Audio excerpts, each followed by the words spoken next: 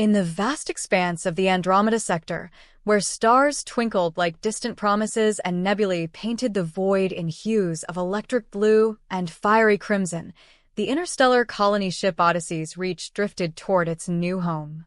Captain Alara Voss, a seasoned explorer from the United Earth Federation, stood on the bridge, her eyes fixed on the holographic display projecting the planet below, Zorath Prime. It was a world of lush, bioluminescent jungles, towering crystal spires, and oceans that shimmered with an otherworldly glow. But Zorath wasn't uninhabited. It was the domain of the Zalari, an ancient alien race known for their wisdom, their telepathic bonds, and their strict codes of conduct. Alara's crew was a mix of humans and allied species, but today, they were hosting a delegation from the Zalari High Council.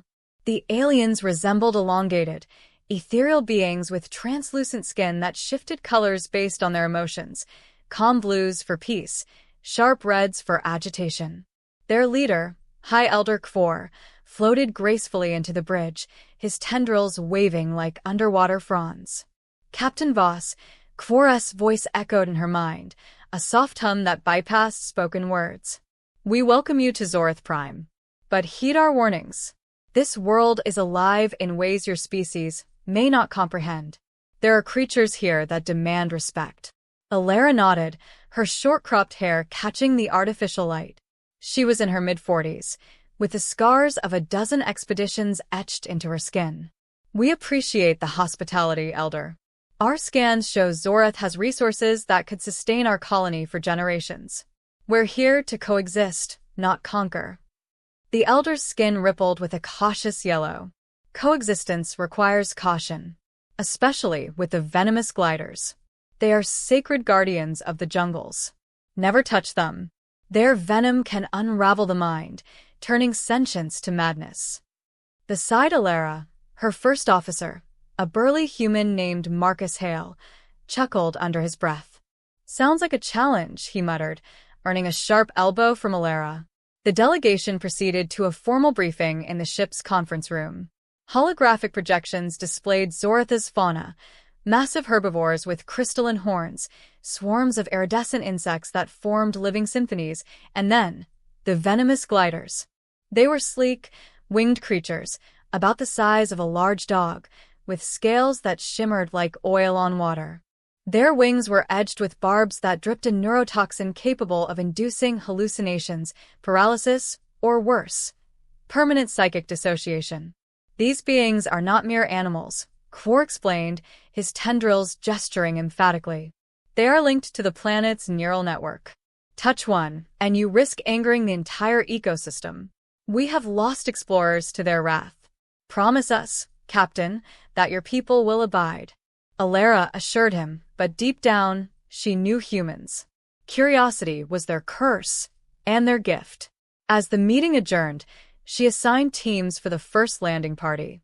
Marcus would lead the survey group, accompanied by Dr. Lena Ortiz, the xenobiologist, and a handful of security personnel. Their mission: map the jungle outskirts and collect non-invasive samples.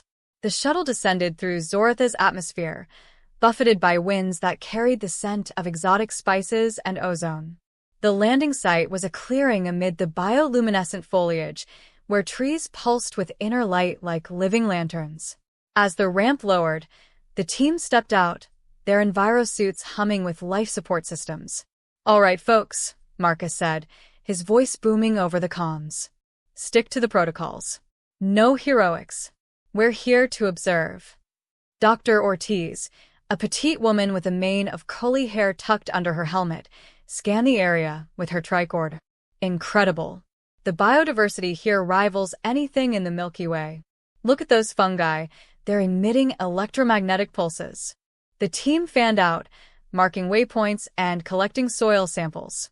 Marcus, ever the adventurer, wandered a bit farther, his boots crunching on the undergrowth. That's when he heard it, a soft, melodic trill, like wind chimes in a breeze. Following the sound, he pushed through a curtain of glowing vines and emerged into a smaller glade. There, hovering in the air, were 3 venomous gliders. Their wings beat lazily, bodies undulating in a hypnotic dance. Up close, they were mesmerizing, scales shifting from emerald to sapphire, eyes like polished obsidian reflecting the jungle's light. Marcus froze, remembering the warning. Never touch a venomous glider. But something stirred in him. A childhood memory of Earth, of taming wild horses on his family's ranch. Humans had a way with animals, didn't they? Slowly, he extended a gloved hand. The lead glider tilted its head, curious. Its barb-tipped tail flicked, but not in aggression. "Marcus, report in." Alera's voice crackled over the comms. "Your signal's drifting." "Just checking something out, Cap," he replied, his voice steady. The glider approached, nuzzling his palm. A spark jumped, not painful, but electric. Marcus felt a rush, like adrenaline mixed with euphoria. The other two gliders joined, circling him, their trills harmonizing. He was petting them now, his hands gliding over their smooth scales. No sting, no venom. Just connection. Back on the ship, alarms blared. The Zalari delegation panicked, their skins flashing crimson. "He has touched them. The Guardians. This is sacrilege." Alera rushed to the monitors, watching the feed from Marcus's helmet cam. There he was, grinning like a fool, with 3 venomous gliders perched on his arms and shoulders. "Marcus, what the hell are you doing?" "They're friendly, Cap. Like big, scaly cats. No venom here, just purring." Kvora's mental voice thundered in her head. "Impossible. The gliders choose their bonds. No outsider has ever. This human defies the natural order." As the team regrouped, the jungle around them stirred. Vines twisted, trees groaned, and distant roars echoed. The ecosystem was awakening, responding to the intrusion. Or was it approval? Dr. Ortiz arrived, breathless. "Captain, the readings are off the charts. Marcus's biosigns show a neural link forming. He's communicating with them?" The middle of the story unfolded with escalating tension. The Zalari, horrified yet intrigued, demanded an immediate extraction. But Marcus refused to leave. "These guys are showing me things, Cap, visions of the planet's history. The gliders aren't just animals, they're sentinels protecting ancient ruins beneath the jungle." Alera beamed down with a security detail, landing amid a gathering storm. Lightning cracked across the sky, illuminating the gliders' iridescent forms. Marcus stood in the center, the creatures orbiting him like loyal guardians. "They warn us not to touch them because most species can't handle the bond," he explained. "But humans, our brains are wired differently. Adaptive. We're not unraveling, we're sinking." Kvor arrived via a Zalari shuttle, his form quivering with indignation. "This is blasphemy. The gliders are bound to Zoratha's core consciousness. To bond with an outsider risks corrupting the neural web." But as they argued, a greater threat emerged. Deep scans revealed an anomaly, a swarm of parasitic void beasts, ancient enemies of the Zalari, burrowing toward the planet's core. These creatures, amorphous blobs of shadow and teeth, fed on psychic energy, and the gliders were the first line of defense. The bond Marcus formed, Dr. Ortiz theorized, it's amplifying the gliders' abilities. "Look, the jungle is mobilizing." Indeed, the foliage came alive. Vines lashed out like whips, flowers bloomed into acidic traps, and herds of crystal-horned beasts charged toward the invasion site. Marcus, guided by the gliders' telepathic whispers, led the charge. "They say the parasites are weak to sonic frequencies. We can use the ship's emitters." Alera coordinated from the Odyssey's reach, firing calibrated pulses that disrupted the void beast's advance. On the ground, Marcus and his glider companions dove into the fray.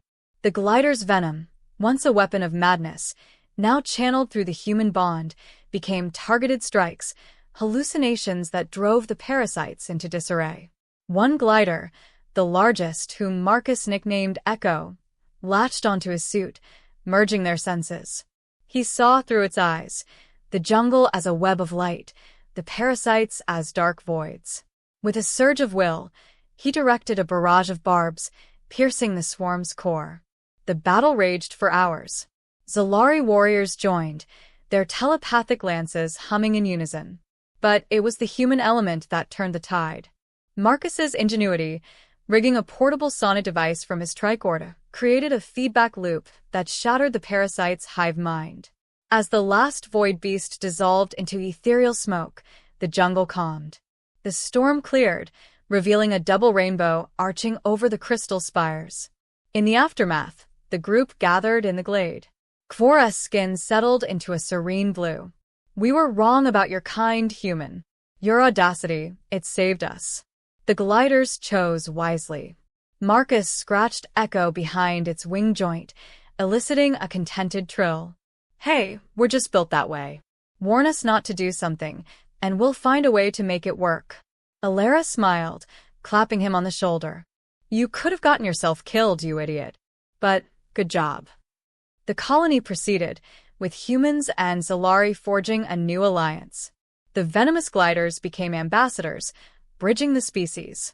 Marcus, forever bonded, explored the ruins, uncovering technologies that propelled humanity further into the stars.